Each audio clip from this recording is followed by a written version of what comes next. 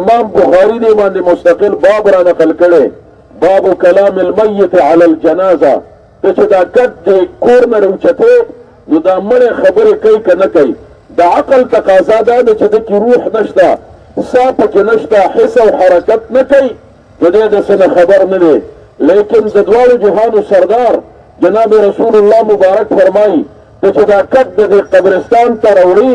او د کور نه راوچته دیکھ نیک عملم دے دے پا دغا ٹیم کی خبر کئی دیکھ بد عملم دے دے دغا ٹیم کی خبر کئی ددوال جہان سردار فرمائی کہ دے بد عملی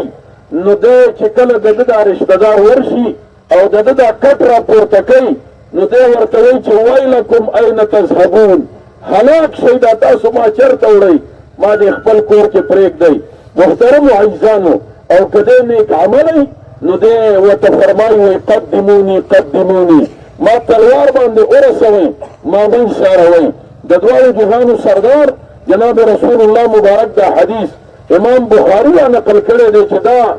دا جنازر اخست دا قیدہ خبر کئی بلکہ علامہ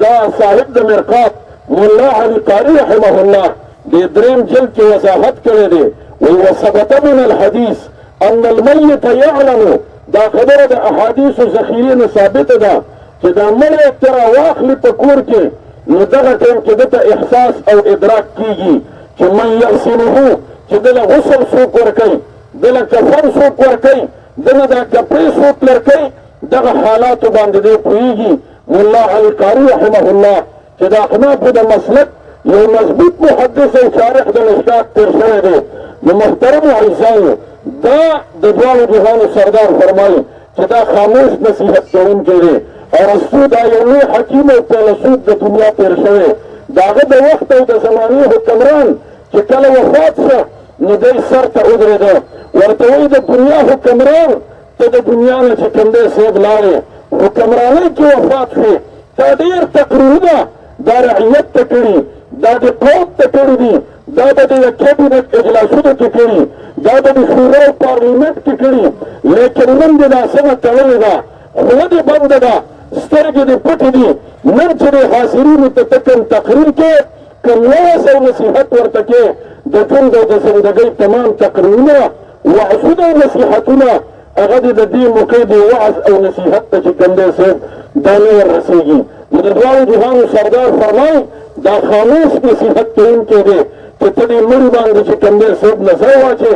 دې ته وګورې په دې وجه باندې زمونږ د امام ابو حنیفه رحمه الله د هغه مسلک هم د جنازې روانکي دا دی چې دا کټ د جنازې به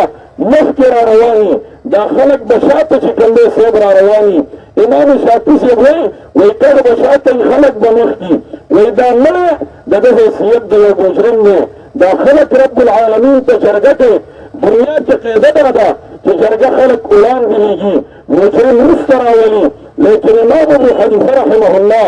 ګڼې وجې د هغې علامه طحطاوي بیان کړي لیکن اصل وجه هغه چې کوم دی امام سرخسي دا بیان کړې ده چې اصل وجه هغې کې دا ده چې دا کټ د جنازې به مخکې خلک به شاته ورپسې رواني دا دې دپاره چې د خلکو دا نظر دا په دې کټ باندې پرېوځي او دارنګې هغې ته دا مقام د خپل ځان متعلق هم را یادېږي چې د ده نه اولاد پاتې رشته د ده نه پاتې دارنګې دا ټولې خبرې د دنیا مراحل او مراسم دا د ده د دنیا کې پاتې شو څنګه چې د دواړو جهانو سردار فرمایي چې یو انسان وفات شي دې قبرستان ته ځي د سره رشتهدار رواني د سره عمل رواني د سره مال او دولت رواني حضرت شیخ زکریا رحمه الله فرمایي وایي د جاهلیت په زمانه کې په هغه دور کې چې د ده به کومه جمع پونجي وه ځان له به په کور کې څه نغدې جمع کړې وې دا به غوټه به یې کړل او دا به یې ورسره په دې کټ کې سر ته کېښودې دا به یې د دې مړي سره قبرستانو پورې وړې